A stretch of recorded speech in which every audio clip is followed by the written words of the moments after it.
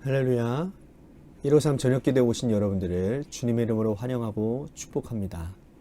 오늘도 귀하고 복된 이 저녁 시간, 하나님께서 우리에게 신실하게 일하심을 목도하는 귀한 저녁 시간이 되기를 간절히 소망하겠습니다. 먼저 하나님의 말씀 보도록 합니다. 갈라디아서 2장 11절에서 14절 말씀까지 보겠습니다. 갈라디아서 2장 11절에서 14절 말씀입니다. 우리 같이 한 목소리로 다 함께 봉독하도록 하겠습니다. 시작. 게바가 안디옥에 이를 때에 책망받을 일이 있기로 내가 그를 대면하여 책망하였노라. 야고보에서 온 어떤 이들이 이르기 전에 게바가 이방인과 함께 먹다가 그들이 오매 그가 할례자들을 두려워하여 떠나 물러가매 남은 유대인들도 그와 같이 외식하므로 바나바도 그들의 외식에 유혹되었느니라. 그러므로 나는 그들이 복음의 진리를 따라 바르게 행하지 아니함을 보고 모든 자 앞에서 게바에게 이르되 내가 유대인으로서 이방인을 따르고 유대인답게 살지 아니하면서 어찌하여 억지로 이방인을 유대인답게 살게 하려느냐 하였노라. 아멘. 하나님께서 인간에게 주신 가장 최고의 선물이라고 할 수 있는 것은 바로 자유일 것입니다. 하나님은 동물을 창조하실 때와 달리 인간에게 자유의지라는 아주 위대한 선물을 주셨습니다. 하나님은 동식물들에게는 본능과 환경에 따라서 살아가도록 미리 프로그램해 두셨지만 인간은 다르죠. 인간에게 하나님은 자유를 주시고 자유 안에서 하나님을 섬기도록 배려하셨다는 겁니다. 물론 이것은 하나님의 입장에서는 대단한 모험이 아닐 수가 없습니다.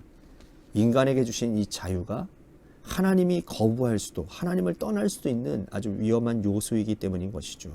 하지만 하나님은 결단하신 거죠. 강요된 자유, 강요된 사랑이 진정한 사랑이 아님임을 알고 계셨기 때문에 인간이 하나님을 떠나고 싶은 갈등까지도 누르고 하나님께 나와 예배하고 하나님을 참된 주인으로 섬기기를 원하셨다라는 거죠. 우리가 하나님의 형상을 본받아 창조된 자이므로 우리도 사랑하는 자들에게 자유를 선물할 수 있어야 됩니다. 부부끼리 또 사랑하는 연인들끼리 사랑의 여백을 선물할 수 없다면 우리는 하나님을 닮은 존재가 아닐 것입니다. 사랑하는 연인 또한 부부 사이에 그 누가 어떤 문자를 주고받는지 간섭하고 숨막히게 한다면 사랑을 빙자한 폭력이 될 것입니다. 사랑의 여백을 더할 때 그 사랑은 더 의미 있는 사랑이 될 것이라는 거죠. 교회는 예수 그리스도를 머리로 삼고 하나님을 주인으로 모시는 공동체입니다. 그러므로 교회야말로 가장 자유로운 곳이 되어야 되고 하나님이 인간에게 주신 자유가 교회 안에서 가장 활발하게 표현되어지는 공동체가 되어야 되는 것입니다. 오늘 본문에서 바울은 갈라디아 교인들에게 하나님께서는 자유를 선물로 주셨는데 유대에서 온 어떤 이들이 자유를 빼앗아가는 것에 대한 개탄을 하며 두 가지 사례를 지금 들고 있습니다. 바울이 이 갈라디아 교회를 개척할 때에 복음과 자유를 가르쳤습니다.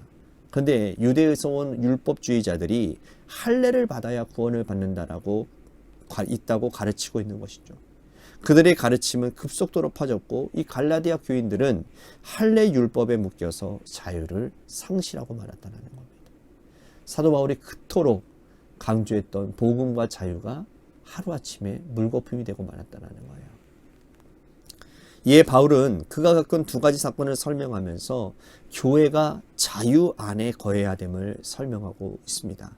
먼저 첫 번째 사건은 뭐냐면 바울이 이 바나바와 함께 헬라인 디도를 데리고 예루살렘으로 올라간 적이 있었습니다. 디도는 헬라인이었어요. 예루살렘 교회에 올라가면서 이 디도에게 할례를 받도록 권하지 않았습니다. 할례가 구원의 여부와 아무 상관이 없었기 때문입니다. 할례를 받는다고 구원받는 것도 아니요. 또 할례를 받지 않는다고 해서 구원에서 소외되어지는 것도 아닌 것이죠. 하지만 바울이 이 헬라인 디도에게 할례를 받지 않도록 하고 그를 예루살렘으로 데려간 이유가 있는데 그것은 뭐냐면 바울 당시에 할례를 받아야 구원을 받을 수 있다고 가르치는 사람들이 있었기 때문이라는 거예요. 그들은 교회 공동체 안에도 있었다는 겁니다. 예루살렘 교회에 있던 어떤 사람들이 안디옥 교회에 와서 이방인들로 하여금 할례를 받아야 아브라함의 자손이 되고 구원받을 수 있다고 가르친 거예요. 바울은 그들에게 보여주기 위해서 할례 받지 않는 헬라인 디도를 데리고 예루살렘 교회로 데리고 간 것이죠. 자, 오늘날 교회 공동체 안에서도요, 이상한 것들로 본질을 흐리는 사람들이 있습니다. 교회 안에서 우리가 매여 있어야 될 것은 오직 한 가지, 복음밖에 없습니다. 복음은 곧 본질이에요. 예수 그리스도께서 우리를 위해서 돌아가시고 3일 만에 부활하셨다라는 그 사실에만 매여 있어야 된다는 거죠. 그런데 직분과 사람의 시선, 또 헌금의 액수 등에 그런 매여 있는 사람들이 생각보다 많다라는 거예요. 복음의 이외 것들이 모두 본질적인 것들인데 이것들에 사로잡혀서 본질을 망각하고 비본질에 집착하는 일들이 일어나게 된다는 거죠. 하나님은 우리를 복음 안에서 자유롭게 하셨습니다. 우리가 복음에만 매여 있다면 다른 것들에서는 자유로운 존재인 거예요. 그럼에도 불구하고 우리는 여전히 비본질에 매여서 복음을 복음되게 하지 못하는 불행한 일들을 자초하는 일이 우리 가운데 얼마나 많이 있습니까?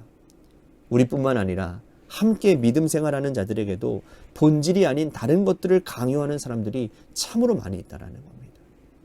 그 때문에 성도들은 교회에서 답답함을 느끼는 거예요.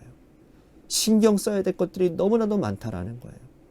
오직 말씀에만 신경 쓰면 되는데 비본질적인 것들 때문에 교회에서 숨 막혀 죽을 것 같다라고 호소하는 사람들이 많이 있다는 겁니다.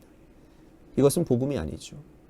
교회 공동체는 할례를 받건 받지 않건 어떤 복장으로 다니건 우리의 구원의 여부와는 상관이 없다라는 겁니다. 바울은 이어서 자신이 경험한 두 번째 사건을 말을 하는데요. 안디옥 교회에서 바울이 목회하고 있을 때 예루살렘 교회의 지도자였던 베드로가 방문하는 일이 있었습니다. 당시에 베드로의 위상은 대단했지요. 예루살렘 교회를 이끄는 사도 중에 사도요. 예수님의 수제자 베드로 아닙니까? 그런데 그가 안디옥 교회를 방문하고 안디옥 교회 성도들과 만찬을 가지는 시간이 있었던 것 같아요. 그래서 안디옥 교회 성도들 중에는 이방인으로 있다가 개종한 사람들이 많았거든요. 거의 그런 분들이었어요. 그들과 함께 이제 베드로가 식탁 교제를 나누게 되었는데 당시 유대인 율법에 의하면 반하는 일이었어요. 유대인들은 이방인들과 식사하지 못하도록 규정해 놓았기 때문입니다. 하지만 베드로는 개의치 않았어요. 왜냐하면 그는 이미 고넬료 집에서 이방인이 성령을 체험하는 사건을 경험했기 때문이에요. 그런데 식사 자리에서 이해할 수 없는 일이 발생하게 되어졌는데 그게 무엇이냐면 어떤 야고보에게서 온 어떤 무리들이 예루살렘 교회에서 온 다른 무리들을 얘기하는 거겠죠. 어떤 무리들이 안디옥 교회에 도착을 했는데 베드로가 그들을 보고는 깜짝 놀란 거예요.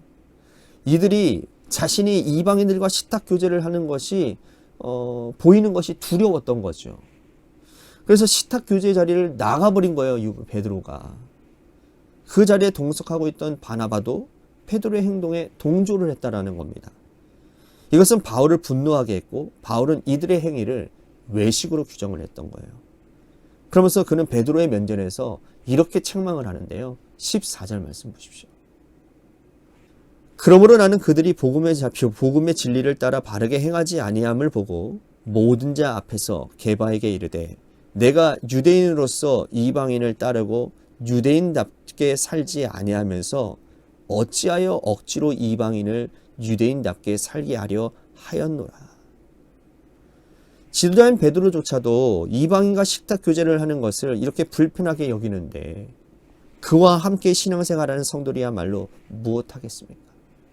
바울은 이 두 가지 사건을 통해서 교회 안에서 누리는 자유가 이토록 중요한 것인데 여전히 교회 공동체 성도들 스스로가 자유를 누리지 못하고 율법에 매여 있음을 강조하고 있다는 거예요.